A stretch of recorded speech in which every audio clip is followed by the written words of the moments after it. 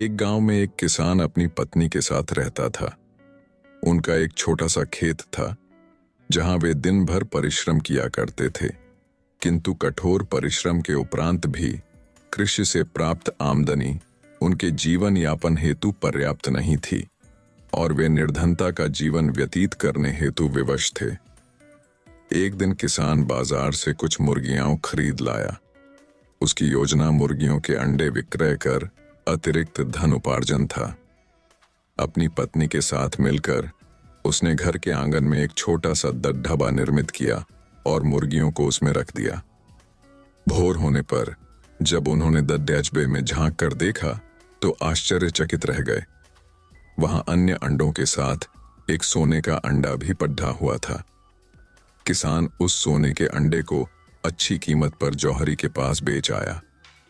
अगले दिन फिर उन्होंने डब्बे में सोने का अंडा पाया।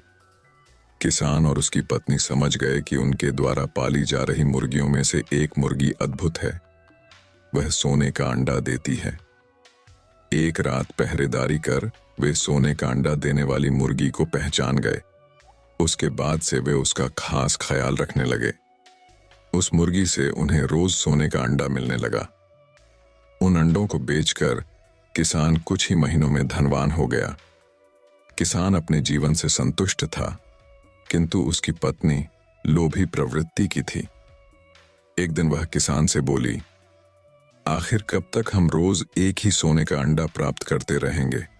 क्यों ना हम मुर्गी के पेट से एक साथ सारे अंडे निकाल लें। इस तरह हम उन्हें बेचकर एक बार में इतने धनवान हो जाएंगे कि हमारी 7 पुश्तें आराम का जीवन व्यतीत करेंगी। पत्नी की बात सुनकर किसान के मन में भी लोभ घर कर गया।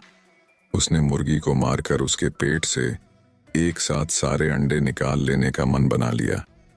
वह बाजार गया और वहां से एक बड्ढा चाकू खरीद लाया। फिर रात में अपनी पत्नी के साथ वह मुर्गियों के डब्बे में गया और सोने का अंडा देने वाली मुर्गी को पकड़ ढटकर उसका पेट चीर दिया। किंतु मुर्गी भीतर से सामान्य मुर्गियों की तरह ही थी। उसके पेट में सोने के अंडे नहीं थे। किसान और उसकी पत्नी अपनी गलती पर पछताने लगे।